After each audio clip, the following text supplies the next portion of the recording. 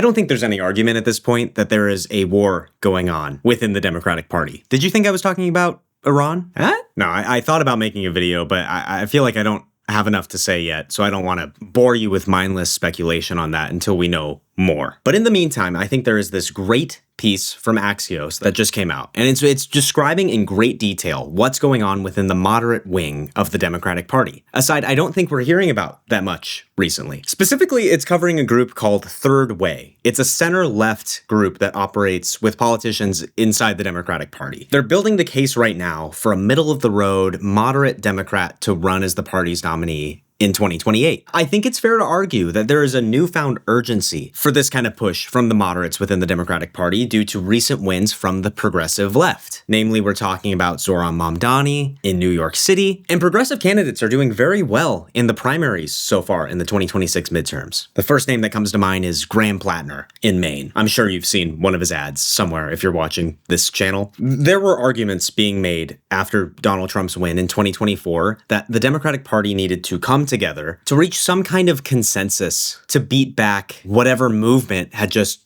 decimated them in 2024 in the next presidential election. And it seems to me from this sort of organization that we are still very far away from this happening. So I want to take a look at exactly what's happening within this center-left group, because I don't think we've been hearing much from this wing of the party recently. And it's important to know where everyone stands going into future elections. And I also think it'll be interesting to take a swing at their most important argument, the electability argument. So let's get right into it. At this most recent Third Way event, the president, John Cohen, kicked it off by basically taking some swings at Alexandria Ocasio-Cortez, arguably the most prolific, popular Democratic socialist who could possibly run for president in 2028. He basically argued in his speech that political groups tied to AOC and Bernie Sanders since 2018 have won effectively 0 battleground House seats, and that making them the face of the party is a risky pick going into especially the midterms and the 2028 race, if the argument is that Democrats need broad congressional power to get their agenda passed.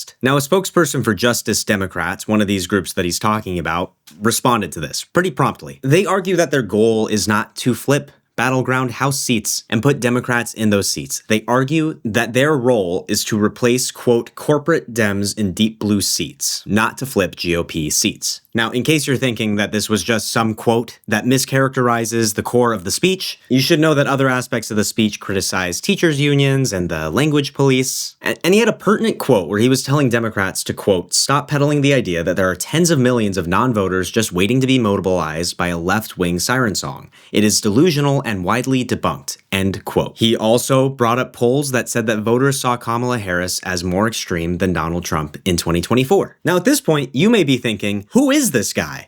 I never heard of John Cohen before. Why is there a whole Axios report on the front of their page today talking about this guy's speech? Well, the fact of the matter is he does run this group Third Way. And it's not the only group within the Democratic Party that is pushing forward these values. Just since the 2024 election, we have seen Third Way, along with Searchlight Institute, Majority Democrats, and New American Era, all take stances advocating and lobbying the party to take more moderate positions in future elections. Now, I think the thing I keep coming back to and thinking about is that if this really was such a prolific feeling on the left, how come we are consistently seeing progressive Democrats take the lead in stride in races across the country? If I were advocating for a more left-leaning candidate in the race, I would bring up the fact that 2 of the last 3 presidential elections have been moderate Democrats that have lost to Donald Trump. If you had some sort of muscular progressive in that race, maybe things go in a different direction. I don't know what conversations you're having with your friends or what conversations you're having online. And this is totally anecdotal, but I feel like we are seeing a lot of revisionism for the 2016 election. Thoughts about what would have happened if Bernie Sanders was the nominee in that race instead. I'm not saying Donald Trump would have lost the race in that scenario, but this sort of thought pattern, a what if you will, putting the strong progressive as the more electable candidate than the moderate, I think is a sign and a personification of a different way that voters are starting to look at these races, at what candidates Democrats should run. I mean, you look at the people who RSVP'd to this Third Way moderate event. We're looking at officials from Google, Meta, and General Motors, Biden White House alumni, an aide to the secretive super PAC Future Forward, along with political commentators like Matthew Iglesias. Make your own conclusions from this guest list and how much they actually understand the base of the Democratic Party. I think this is an interesting chart we should take a look at real quick. This is showing how political figures are perceived by the left, right, and center. It is from Silver Bulletin, and I think it paints an interesting picture. If we look all the way on the top, we're looking at candidates who are sort of perceived as far left in the general mainstream media, and it's from a piece that argues that the smaller the gap is between how the left and the right perceive the candidate on the political spectrum, the better that candidate does in elections. The more they're understood by the public, left, right, and center. Now, if you hold conventional political beliefs, you may think that politicians in the center are more electable consistently, as most Americans consider themselves independent, middle of the road, etc. What this chart claims is that politicians on the far left and on the far right can sometimes benefit from this phenomena. That their messaging is clear and consistent enough that the left and the right are actually not that far apart in perceiving that candidate's politics, because they've made it so clear. Specifically, Bernie Sanders, Alexandria Ocasio-Cortez, and Donald Trump on the other end of the spectrum have made themselves so well known and so clear that their left or right-leaning beliefs that might be compromising to a centrist candidate are sort of baked in to their identity. Now, this isn't necessarily an argument to say that farther left or right-leaning candidates are always better for the electorate, but it's not arguing the inverse either. If we look at the second chart from Silver Bulletin, we can see that the y-axis is the average distance from voters on policy preferences, with the further down being closer to the voters' views, and the left to right spectrum being the left to right spectrum. Now, you can see here in the middle that a candidate like Liz Cheney, despite being pretty center on the ideological spectrum, is quite far from voters on a wide variety of issues. And you can see candidates like Bernie Sanders, Joe Biden, Donald Trump, even J.D. Vance and Robert Kennedy Jr., again, are pretty close to voters' views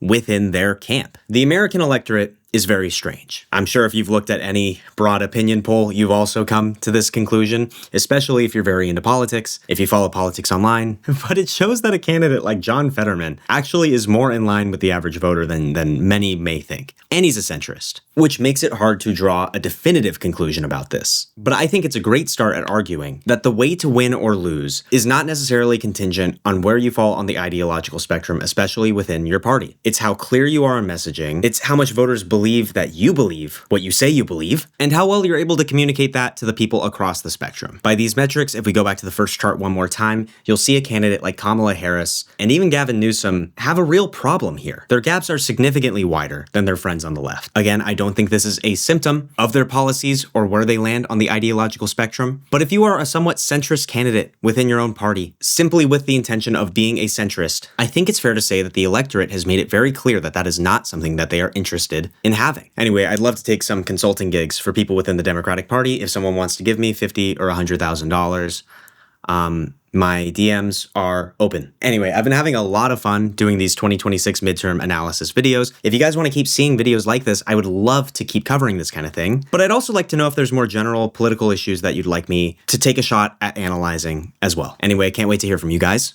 See you tomorrow.